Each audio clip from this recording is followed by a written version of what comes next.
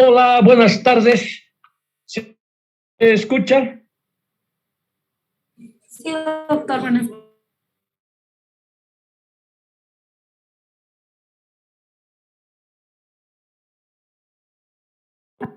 Sí, el doctor también. Hola, ¿cómo estás? A ver, ¿cuántos hay? 10. Esa cosa, perdón. 10 solamente, no importa. Vamos a hablar para los 10. Bien, hoy vamos a hablar un poco de enfermedades de transmisión sexual, pero no vamos a hablar esto de decir que la gonorrea, su tiempo de incubación, que las clamidias. Eso lo van a encontrar en el libro, tienen que leerlo en el libro. Lo que yo voy a hacer, el objetivo de esta clase es, por ejemplo, decirles a ustedes que las enfermedades de transmisión sexual son diagnóstico diferencial en cualquier patología. ¿Se entiende? Si viene un paciente con infección urinaria, ayer han llevado infección urinaria. Una de las cosas que debo descartar, porque es diagnóstico diferencial, es con que la paciente o el paciente que tiene infección urinaria no tenga una enfermedad de transmisión sexual. Ahora me entiende. Si viene un paciente con convulsiones, tengo que descartar que no tenga una enfermedad de transmisión sexual que haya dañado el cerebro, por ejemplo, la sífilis terciaria.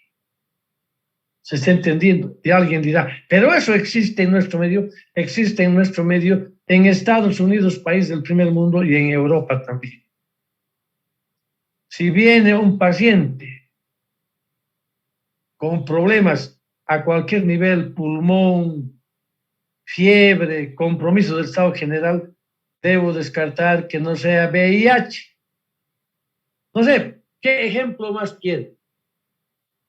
Cualquier patología que viene a un hospital o es de la consulta externa, debo descartar que no tenga enfermedad de transmisión sexual.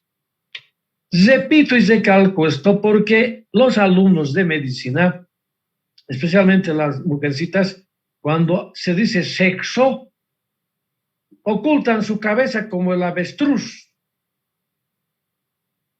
Está bien, de repente es tienen, a ver, ¿qué puedo decir? Un término. Tienen asco. Pero se supone que las estudiantes de medicina y de cuarto año ya no tienen, pues está bien las de primero, las de segundo, las son mamás, no sé quiénes. Pero ustedes de cuarto año tienen que entender y tienen que escuchar estas cosas. Un detalle. Y el otro detalle, no les gusta examinar al paciente los genitales. Y en los genitales, ya vamos a ver más después, en otra clase, hay harta patología genital. Entonces, el paciente también es culpable, porque vienen los mentirosos. Antes veíamos mucho más, ahora porque hay hospitales provinciales de primer nivel, segundo nivel, o se van a la consulta privada y cualquier médico general los trata. Antes venían chorreando pus y decían, me duele mi testículo. Nunca afrontaban el tema y decían, tengo salida de pus por el pene, nunca. Venían y decían que les dolía el testículo, que les dolía cuando orinaban cualquier cosa. Y así todavía vienen. Tú haces el examen físico y vas a encontrar cómo sale por la uretra pus. Y a veces eso está asociado ¿a qué? A la gonorrea. Y a veces no hay pus, es una secreción filante que es característica de la clamidia. A ver si tengo la posibilidad de mostrarles un par de diapositivas. En las mujeres les va peor. Las mujeres confunden la secreción vaginal con sus secreciones habituales de su menstruación. Y además, en las mujeres no es exquisita la salida de pus o de alguna secreción, porque la vagina es más fuerte que la uretra.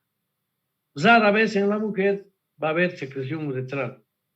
Entonces, ese es el objetivo de esta clase, que se metan, que cualquier paciente que venga con cualquier tipo de patología, hay que nomás descartar que no sea enfermedad de transmisión sexual. Vienen, mienten las mujeres especialmente, y los hombres exageran. A ver, daré un ejemplo. Le pregunto a una mujer por tema de infección urinaria. Anoche el doctor les ha debido explicar muy bien. Debes descartar que esté embarazada para dar los medicamentos que probablemente sean teratogénicos. Hay que descartar. Entonces, ¿qué sucede? Le pregunto, ¿estás embarazada? No, soy virgen, dice. Entonces, mienten. O porque están al lado de su mamá, o está al lado de su hermana, no sé. De todas maneras, hay que pedir una gonadotropina coriónica humana para ver si está embarazado o no, etcétera. En cambio, los hombres es al revés. Le dices, tienes relaciones sexuales 5 veces al día. Vienen así, con esa presentación hecha a los machos, ¿no? El machismo propio que van a encontrar. Y de repente nunca ha tenido también, pero dicen eso. Entonces, si hablan de esta cosa, el examen físico y los exámenes de laboratorio ameritan esta situación.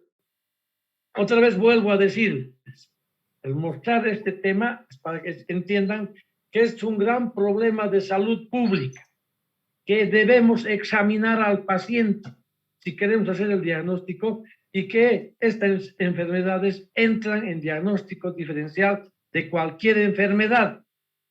Si así se entiende, vamos adelante.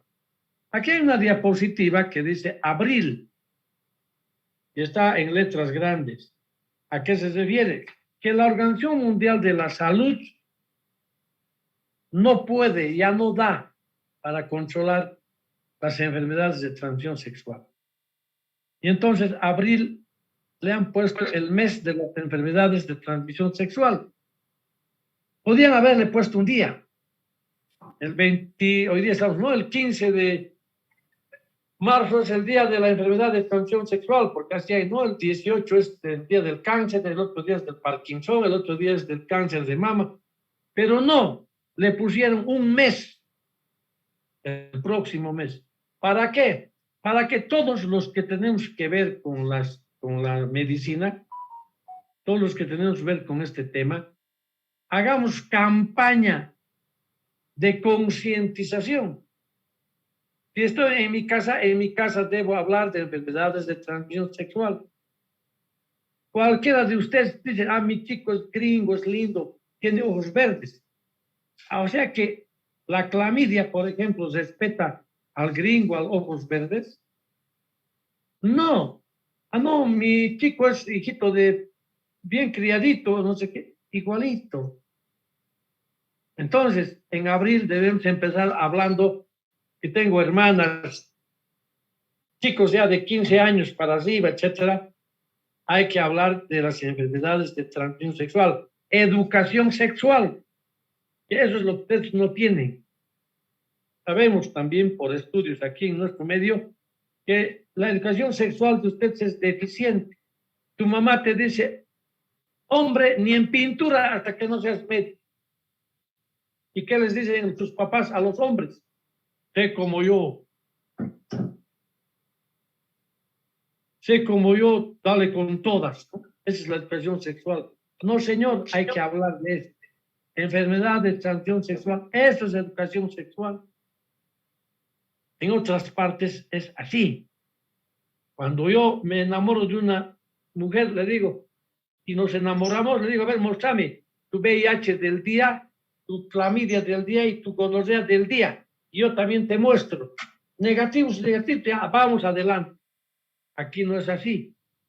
Por el tema del coronavirus, un poco hemos descuidado las estadísticas del VIH y es para ponerse a llorar o para asustarse de repente, cómo está incrementándose. Entonces, mucho cuidado. ¿Dónde se enferma? ¿Dónde están las enfermedades de transmisión sexual? ¿Y dónde contraemos las enfermedades de transmisión sexual? Dime, en todas las universidades. públicas, privadas, es la edad. 18, 20, 22, hay más vivillos, más vivillas. Ahí está pululando las enfermedades de transmisión sexual. Ahí es donde te empareja. De eso hay que hablar. Porque es que la gonorreíta, que el espito, que es la clamidita. A ver si hay tiempo de hablar. Entonces, en abril, si ustedes están trabajando en algún hospital, hay que hacerse un banner y que diga, ETS es abril. Y hay que dar charlas al club de madres, al club de, qué sé yo, a los que vienen, charlas comunitarias a la OTV, para que se hable de esto, hay que saber de esto. Espero que me entiendan.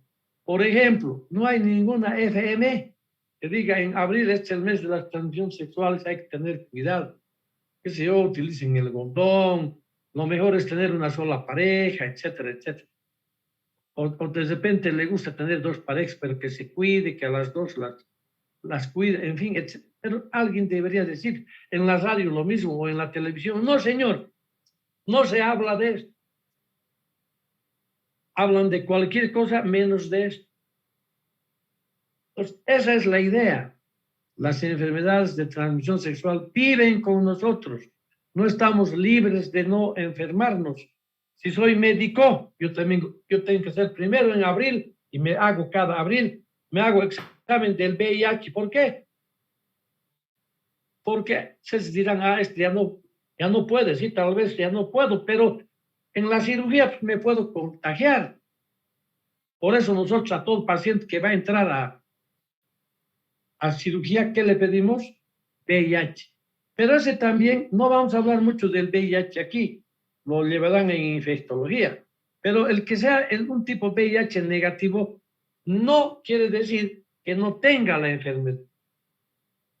Porque recuerden que el periodo de ventana han debido ya avanzar en algún, puede durar entre 2 meses y 10 años. Depende de la carga inmunológica. Entonces, todos estos detalles tienen que saber. Abril, concientización, hablar de enfermedades de transmisión sexual con tu papá, con tu mamá, con tus hermanos, con tu profesor, leer el libro. Si trabajas, hacer concienciar a la gente, club de madres, OTVs, etcétera, etcétera. Esa es la idea de este tema hoy día. Vamos la próxima. Entonces, esto un poco les voy a, siempre, o más bien, ustedes nunca se preguntan, ¿y quién es el que dice qué medicamento le voy a dar para tal enfermedad de transmisión sexual? ¿Quién es el que determina cómo se debe manejar la epidemiología, los medicamentos que en algunos países son gratis, aquí no tanto, etcétera, etcétera? Conozcan esta fábrica que está en Estados Unidos, se llama el CDC. Ahorita vamos a descuartizar qué quiere decir CDC. Pero vean, es un monstruo. Vamos. Entonces, aquí pueden leer un poco de esta historia que a alguno le va a gustar. Pero aquí lo más importante es que tienen un presupuesto anual de 8.8 mil millones de dólares. ¿Qué quiero decir con esto? Quiero justificar lo que he hablado. Las enfermedades de transmisión sexual nos comen, quiere decir, matan cada año miles de personas y por eso también utilizan tanto dinero para que esto no suceda. Que se mueran los viejos como yo, no importa. La pena es que mata gente joven con mucho valor, no como los que están a mi derecha, a mi izquierda, delante míos. Hay con mucho valor, ya vamos a ver. Entonces, no importa de dónde depende, de Estados Unidos. Ahí es donde se clasifica, se estudia, salen los artículos de enfermedades de transmisión sexual y de otro tipo de enfermedades infectocontagiosas. Llámese el coronavirus, llámese que se llama este virus de las ratas que apareció en el Beni, el antivirus. A ver, imagínense el virus del África que mató el ébola. Se dedican, incluyendo la tuberculosis, incluyen enfermedades tropicales, de estas contagiosas. El mismo dengue, Pues, se dedican a todo lo que es enfermedades infectocontagiosas. Vamos. Otorga, miren, en su presupuesto también está lo que ayudan a los países en desarrollo como el nuestro, a los países del tercer mundo. ¿Para qué? Especialmente para el tema este de la estadística, que en nuestro medio, en nuestro país, las estadísticas son al juguete, no sirve para nada. Entonces, ayudan para estas cosas y para hacer prevención. Miren nomás la cantidad de millonada en dólares que gastan en subvenciones y contratos, y especialmente también nos llega aquí a Bolivia. Eso es, de repente es la pregunta. ¿Y en Bolivia hay el CDC? Sí, señor, más rato les voy a explicar. Hay una oficina del CDS. Vamos. ¿Qué quiere decir CDS? Ahí está. Centro para el Control y Prevención de Enfermedades Infectocontagiosas. ¿A qué se dedican? Investigan enfermedades de transmisión sexual, el manejo epidemiológico de las enfermedades de transmisión sexual, el manejo desde el punto de vista del tratamiento y prevención y pautas de educación sexual. Con que sepan estas cuatro cosas y de esto vayan un poco a... ¿Qué pasó con eso? ¿Qué es eso? ¿Se escucha bien? Sí, doctor. Sí, doctor. Pero alguien tiene el micrófono prendido, no sé. Hay un chirrido, a ver si lo corrige. Bien, entonces, esta es la idea de que ustedes, si ven esta partita y sacan una foto, investiguen en la computadora, en el Google, pongan CDC y va a salir todo lo que quieran. Y entonces estas cuatro cositas podrían investigar del CDC, con cuáles son las pautas de educación sexual, cómo es el manejo epidemiológico, etcétera, etcétera. Vamos a la próxima. Entonces, este CDC ha dicho, ya no podemos más controlar el VIH, por ejemplo. Han pedido a la ONU ha pedido a todo el mundo, y por eso desde el CDC se dice que abril es el mes de concientización sobre las enfermedades de transmisión sexual. Ahora está metida inclusive la iglesia, pero la iglesia católica cree que es, en Europa, en España, les repartía un gondón a la salida de la misa, y algunas viejas creo que se equivocaban, pensaban que era hostia. Entonces, con eso estaba cooperando. Lo que debe ser el cura es hablar de esto. Esa es la idea. Igual a la iglesia evangélica, que se hable. Claro, hay algunas iglesias evangélicas que fomentan 3 parejas, 4 parejas, no sé, pero a todo nivel, de la Organización Mundial de la Salud, porque no se puede controlar. Entonces, esa es la idea. Vamos. Entonces, ya dije que es un problema de salud pública, etcétera, etcétera. Se dan más de 19 millones de nuevos casos en los Estados Unidos. 19 millones de casos nuevos en Estados Unidos. Miren, 19 millones. Este es del 2009 de información, pero pueden sacar del 2023. Sigue en aumento. 1,5 millones de casos de clamidia y gonorrea. Eso es lo que más hay. Esto es lo que les convierte en las enfermedades de transmisión sexual más frecuentes. Un ratito. Por eso es que eso no ha cambiado. En nuestro medio, clamidia y gonorrea es lo que más se ve. Así que, cuando alguien dice, no, no tengo nada, las mujeres son portadoras asintomáticas y los hombres son sintomáticos porque a la mujer le da en la vagina, vuelvo a decir, en cambio al hombre le da en la uretra, y la uretra es más delicada y como que les duele, les escuece, tienen clínica. Vamos. Esto solo es un recuerdo. El que hizo un sistema macanudo de seguro para, precisamente por enfermedades de transmisión sexual, se llamaba el Obamacare, gastaba esa cantidad de millones y él decía que en investigación de ETS a los ilegales en Estados Unidos no les iba a costar nada. Hasta que este otro cuachito de aquí al lado, que es medio Pithecanthropus erectus, ¿qué se llama este? Mr.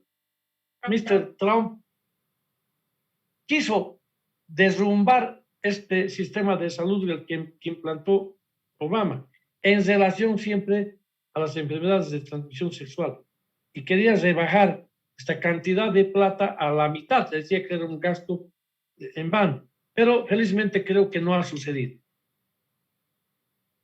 Miren, el contagio de la mitad de las nuevas ETS ocurre entre los jóvenes de 15 a 24 años. ¿Dónde están estos de 15 a 24 años? En el colegio y en las universidades. Pero este grupo etario solo es el 25% de la población. Es una pena que los afroamericanos que están en los Estados Unidos y en otras partes generalmente están más asociados a la clamidia y a la sífilis. Entonces, por eso les decía, hay sífilis en Estados Unidos, hay sífilis. Cuando un paciente viene con convulsión, ellos tienen tantas posibilidades, le tiran tomografía y encuentran que hay, ¿qué se llama? Las exactamente en el cerebro. O pueden encontrar toxoplasma en el cerebro. Investigan VIH y es VIH positivo. O vienen con uno que se llama del pulmón, Pneumocystis carini, que es un germen habitualmente que vive en el organismo y se vuelve patológico cuando el sistema inmunológico baja. Y el sarcoma de Kaposi y la tuberculosis, que me estoy olvidando. Viene un paciente con tuberculosis, detrás de la tuberculosis vas a encontrar una enfermedad de transmisión sexual, especialmente el VIH. Esa es la idea, jovencito, para que ustedes se metan a la cabeza que debemos saber esto muy bien y debemos utilizar siempre que vemos un paciente. Dale la próxima. Entonces la importancia es esta. No importa, nosotros como médicos, nuestra opinión, y esto va en serio, está bien, ni siquiera en broma ya debería decirse. A veces nosotros cometemos el error aquí de criticar a los homosexuales y a las lesbianas. No debemos hacer. Cuando somos médicos, nuestra opinión tiene que ser independiente, tiene que ser una opinión equilibrada. No podemos hacer críticas. De repente lo que podemos hacer es recomendaciones que heterosexuales, bisexuales, lesbianas y todos deberían cada año en el mes de abril recordarles que deben hacer detección de enfermedades de transmisión sexual, especialmente si has tenido contactos con parejas que no conoces, desconocidas, inclusive conocidas. Tú no sabes, el más lindito, el más limpiecito, el más perfumadito, de repente tiene clamidias en su uretra. Entonces, ese es el tema, vamos. Entonces, también, felizmente, ya son protocolos que hay en las maternidades. A todas las mujeres en control de embarazo ya les piden pruebas de enfermedades de transmisión sexual. Entonces, la prueba médica anual de detección de sífilis, clamidia, gonorrea, VIH, para homosexuales, heterosexuales, bisexuales, para todos, debe ser una norma. Quiere decir eso, que en tu casa, en abril, tienes que decir a tu hermana mayor, por supuesto, si sospechas que tiene vida sexual. Ya he dicho, inclusive con el papá hay que hablar. De repente el papá, yo no quiero ofender a nadie, pero puede estar andando un poco chueco, ¿no? Y que hay que tener cuidado al respecto de. Bueno, esto es lo más importante. Son los mayores exterminadores de los jóvenes. Actualmente es una crisis de proporciones mundiales. Se mueren 13 millones de defunciones al año. Una de cada dos defunciones en los países en desarrollo. Quiere decir, en los países como Haití, donde hay otros, en mismo Centroamérica, en el África, se mueren como moscas por enfermedades de transmisión sexual, el VIH principalmente. Entonces, ojo, lo que pasa es que aquí, felizmente ya se está saliendo de esa cosa. Yo me acuerdo hace años, digamos 20, tampoco no muchos. Cuando el hijo en la familia tenía VIH, ¿qué hacía el papá o la familia? Le contrataba o le agarraba un cuarto, le pagaba en punata y le pagaba una cocinera, y se lo compraba un televisor y ahí se quedaba el tipo hasta que se muera. Cuando la familia le preguntaba, ¿y dónde está tu hijo? Decía que estaba estudiando en Estados Unidos. Ocultábamos estas cosas. Ahora, felizmente, que no.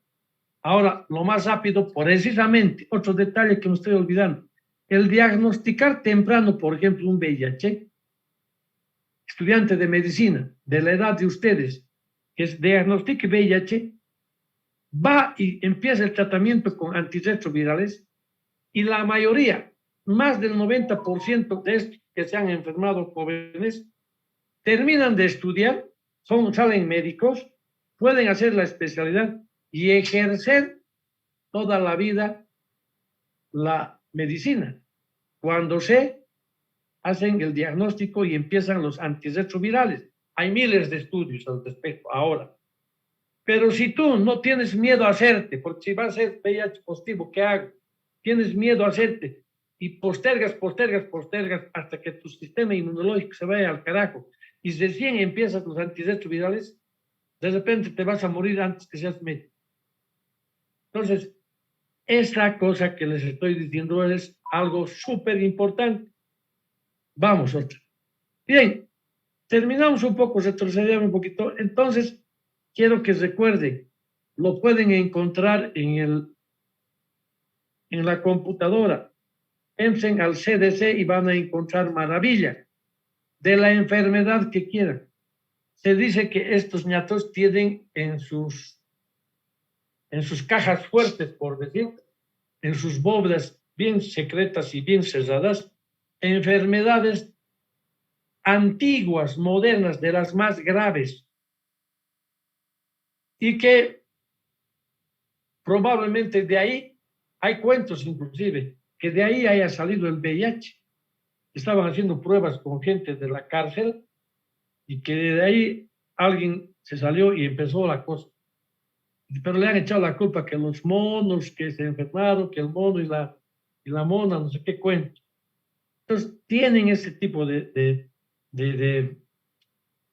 virus, de gérmenes de todo tipo, inclusive algún rato van a encontrar y no te da de qué pensar que de ahí puede salir la famosa que es la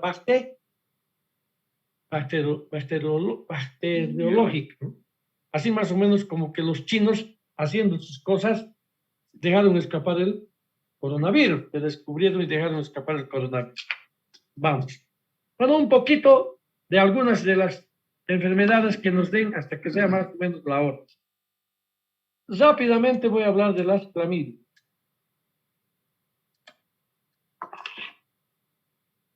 Bueno, se dice a veces que para enseñanza tú tienes que un poco poner algunos detalles por comprensión, pero hay que aclarar algunas cosas también.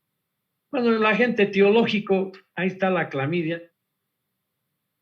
La clamidia puede producir linfogranuloma venéreo, no confundir con el hemófilos ducrei, que también produce el linfogranuloma venéreo. Está causado por los serotipos L1 y L2. Esto es ya para precisar cuando tenemos este paciente y los exámenes, etc. Antes nos enseñaban a nosotros que el periodo de incubación era de 1 a 3 semanas, pero eso ha cambiado. De todas maneras está aquí para que tengan una idea. Ahora, si yo hace 2 horas tuve relación sexual, no hay ninguna incubación. O si quieren, pónganle la incubación ha sido 2 horas. Ya estoy brotando secreción por mi uretra. Ese detalle es el que a veces a uno hace que perdamos un poco, nos podamos despistar de la cosa. Porque, a ver, ayer he tenido relación sexual con mujer desconocida y tú asocias, pero si el periodo de incubación es 1 a 3 semanas, eso era. A propósito, he puesto esta diapositiva para que vean que todo ha cambiado, ha mutado el germen.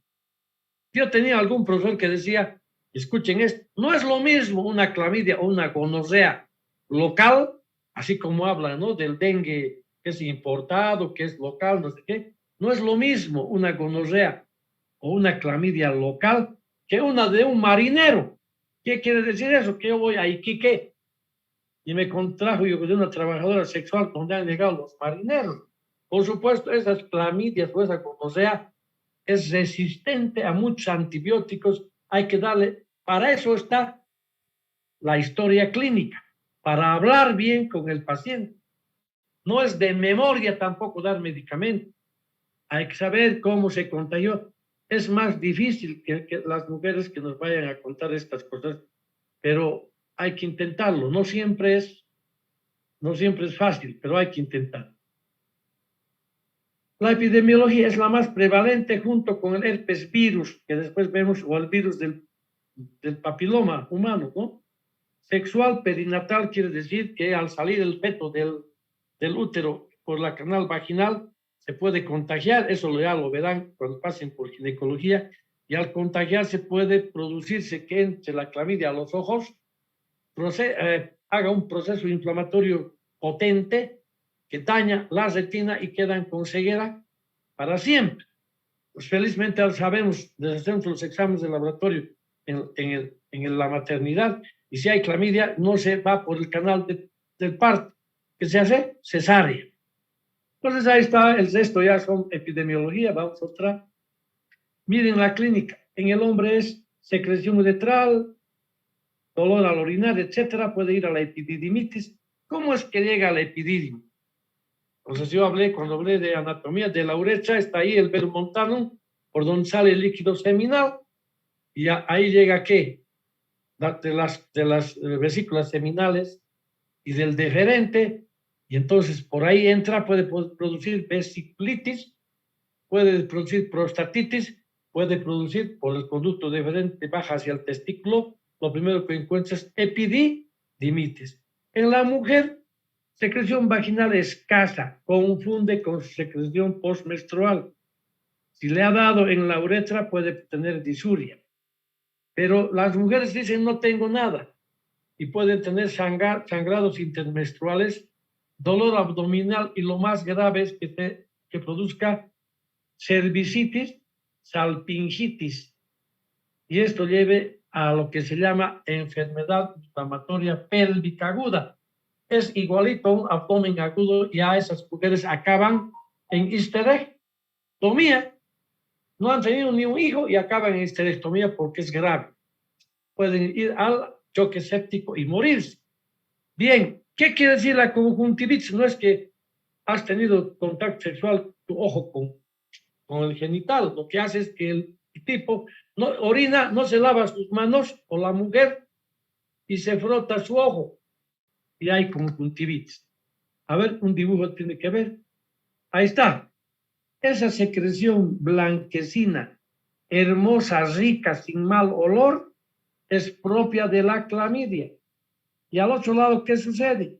Eso no es de un día, eso es de varias semanas, una inflamación del cuello del útero. Otra.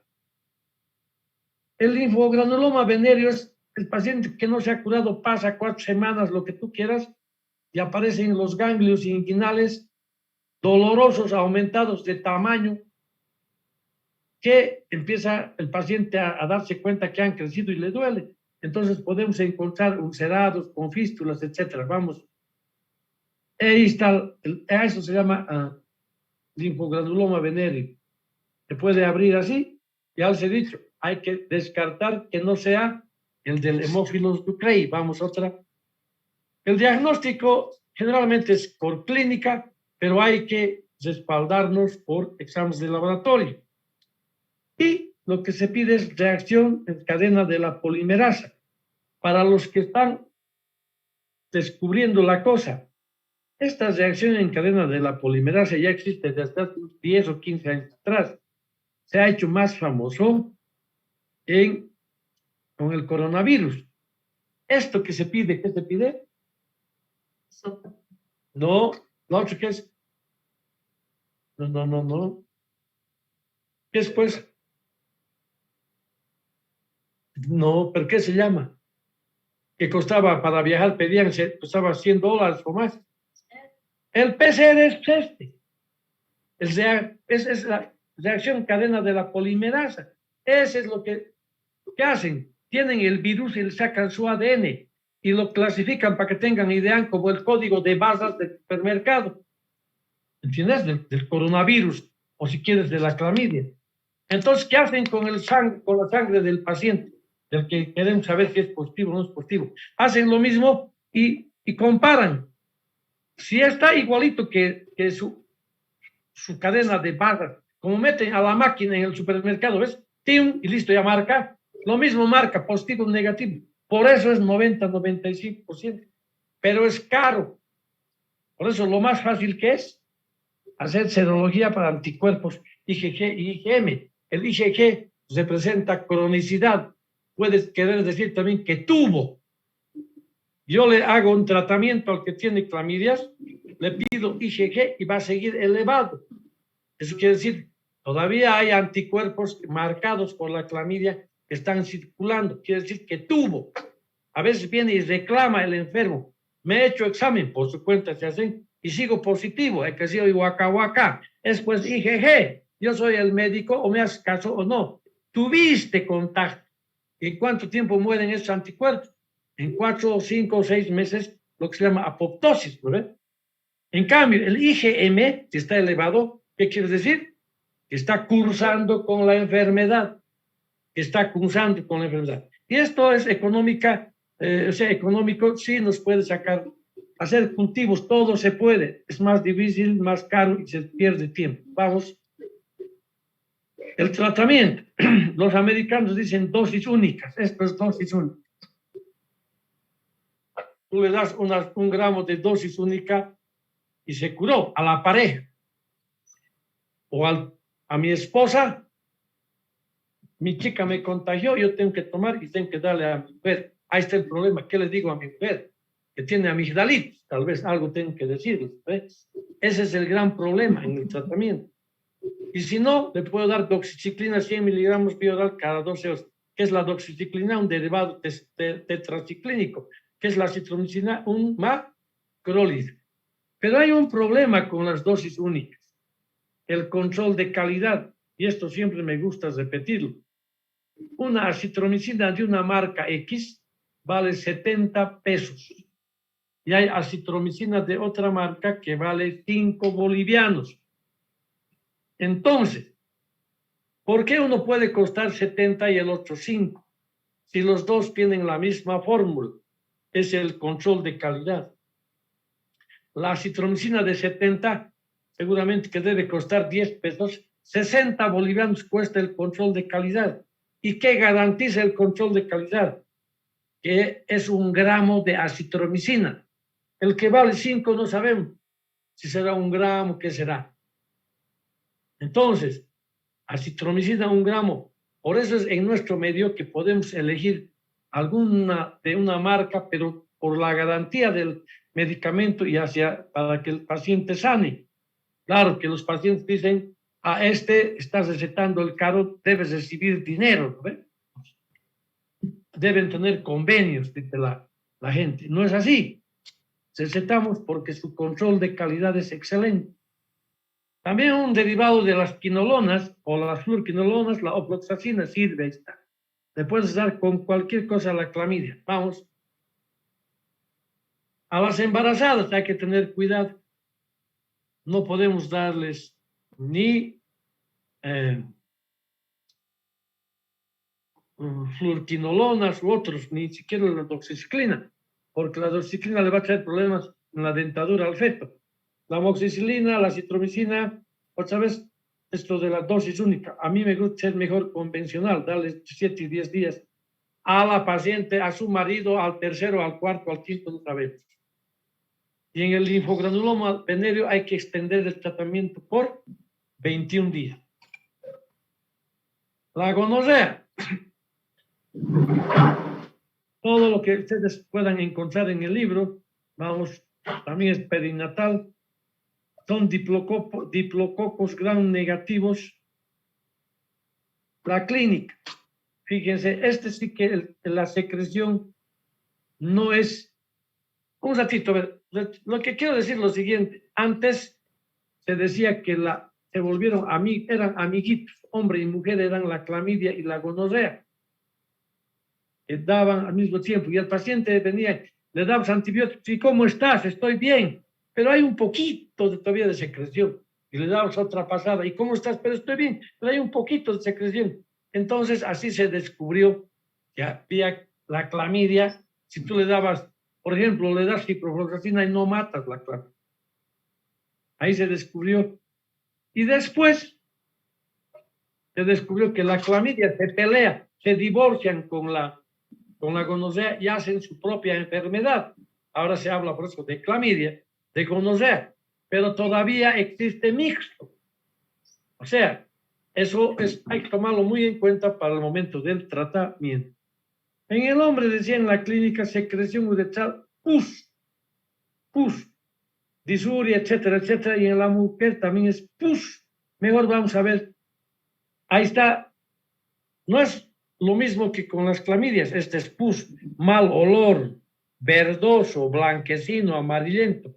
Eso les decía esa conjuntivitis que puede dar porque no se lavó las manos y se ve todavía. Tiene que ver con la educación sexual del paciente, la educación de por sí mismo, el grado de cultura de los pacientes, una serie de esas cosas que en nuestro país andan fallando mucho. Bueno, en las mujeres también pueden aparecer operadas y con histerectomía. ¿Por qué? Porque produce enfermedad inflamatoria pélvica, causa de infertilidad, de todo lo que están ustedes viendo ahí. En el hombre lo mismo, producen prostatitis crónica y en pacientes a esos hay que drenarlos. ¿Qué quiere decir? Hay que cortar la próstata. Pero si no tienen hijos es un problema. De ahí que estas cosas suceden porque retrasan su consulta con el médico. Esa es la causa para que suceda esto. Vamos un poco más. Ya dije, el recién nacido, etcétera, etcétera, puede, a ver, miren, esto, si encuentro un paciente con dolor articular, dermatitis, endocarditis bacteriana o meningitis, también puede ser causa de la gonorrea. Por eso otra vez recuerdo, hay que hacer diagnóstico diferencial con enfermedades de transmisión sexual. Si un paciente tiene secreción por la uretra y tiene rigidez de nuca, probablemente sea por gonorrea, ¿no? Su meningitis también. Bueno, vamos a otra. La clínica, la tinción de Gram, el cultivo en el diagnóstico importante y también la reacción de la cadena en polimerasa. Lo mismo el tratamiento, dosis únicas, cefixima, todas puedes dar. Yo no, el que quiere puede hacerlo. Yo soy tipo convencional, generalmente los doy entre 7 y 10 días. Los mismos antibióticos se pueden utilizar para las clamidias, pero mejor a veces vale la pena curar el uno y luego curar el otro. En el embarazo hay que dar cefalosporinas, esas no hacen nada al feto. Eso tómenlo en cuenta. Todos estos que están viendo ahí son cefalosporinas. 7 días, de repente 10 días, etcétera, etcétera. Vamos. De la sífilis solo les voy a mostrar un par de cosas. Lo van a estudiar. Vamos. La sífilis primaria. Ya dije que puede haber secundaria porque esas ya no tienen clínica clásica. Se descubre generalmente por laboratorio, por sospechas del paciente. Vamos, la sífilis primaria. Estas cifras que vemos en la consulta, mejor mostrar. Ahí está. Son úlceras limpias, tanto en la mujer como en el hombre, que en el transcurso de una semana se curan. Como se curó, el paciente nunca más va a la consulta. Entonces, esto es lo que hay que revisar. Aquí digo que las doctoritas especialmente hay que mirar, hay que ver, hay que preguntar. Tienen vergüenza, pero al lado de una enfermera o con un enfermero o con el interno o decirle al enfermero o a la enfermera que te ayude a remangar el prepucio para ver esta patología. Vamos, esa es la sífilis primaria. También fíjense en la boca. Preguntar, ¿no tuviste como un fueguito, esto que se llama herpes también ahí? Seguramente te van a contestar que sí, hace tiempo se me perdió. Entonces, La secundaria no vamos a hablar, en urología no tenemos mucha situación, los de infectología manejan más, pero lo pueden encontrar en el libro. Vamos, solo quiero mostrarles, dale nomás otra, la sífilis terciaria. A ver, demostrar. Miren, sífilis terciaria, solo para que tengan idea.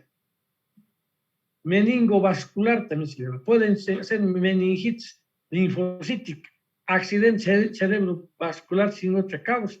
El otro día hemos visto en la terapia, uno que ha hecho accidente cerebrovascular y no tiene causa.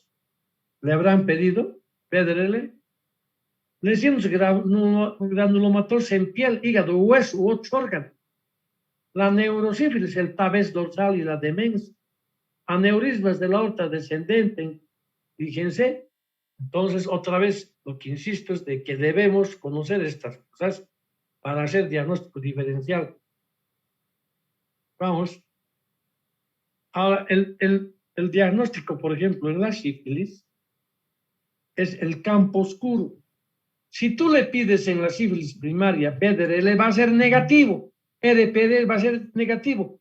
Porque el BDRL y el RPD salen después de una semana, 10 días, recién aparecen las, ¿cómo se dice? Las células marcadas, el sistema inmunológico marcado por la enfermedad. Entonces, ¿qué es el campo oscuro? Pásale, vamos a mostrar. Es esto. Con una luz indirecta se ve cómo brillan los trepanemas. Y esa es la idea. Al pedir, porque ya les digo, el BDRL es cuando uno sospecha de que ya pasó la primaria, secundaria, terciaria, etc. Vamos a ver. No vamos a perder tiempo en esto, vamos. El tratamiento es la penicilina. Según la Organización Mundial de la Salud, 2.400.000 unidades, uno cada semana, y listo. Pero si es alérgico a la penicilina, ahí tenemos otra, la tetraciclina o la eritromicina, que también se puede ver. Vamos. En el embarazo lo mismo, vamos, no vamos a hablar. Rápidamente, estamos ya casi a la hora. Este es el Haemophilus ducreyi, vamos. Las úlceras se parecen también a las de la sífilis. Vamos, y linfogranuloma venéreo, no sé si tenemos otras. Vamos, ahí está. Otra, vamos. Aparece, dale nomás. Bueno, no tenemos la parte del Haemophilus ducreyi y su linfogranuloma venéreo, pero podemos también encontrar. A veces podemos sacar con una jeringa de uno de estos ganglios un poco de secreción y mandarlo al laboratorio para que nos cultiven y nos digan con veracidad qué germen fue. Otra. Y entonces, vamos nomás. El herpes genital rápidamente, vamos a la figura. Ustedes lo van a leer con calma. Ahí está, este es el periodo de brote. Miren, las ampollas. En la mujer también puede ser, las ampollas ya no hay, pero son pequeñas ulceritas. Aquí hay alguna. Otra. Vamos, miren, el herpes virus se dice tipo 1 en la boca y el tipo 2 en los genitales. Ahora, cualquiera de ellos, no se olviden que ahora hay sexo oral, axilar, ocular, auditivo, anal, etcétera. Entonces puede llegar nomás por cualquiera de estas cosas y por eso es que el tipo 1 puede ser o el tipo 2. Antes no era así. Esto es cuando ya está secándose, este ñato ya puede tener relaciones sexuales y no va a contagiar. Cuando se contagia, retrocede, es aquí cuando se contagia. Bueno, vamos a la próxima. Por favor, por temas de tiempo, léanlo.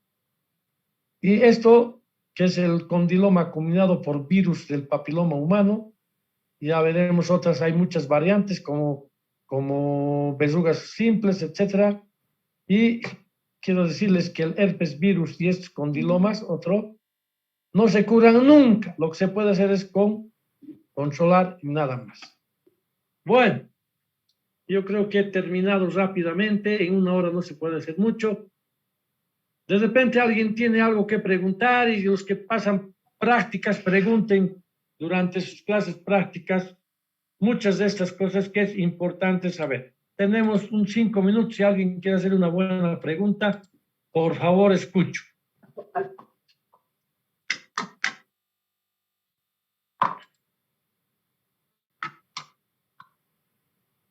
Bueno, si no hay preguntas, buenas tardes. Todos los días.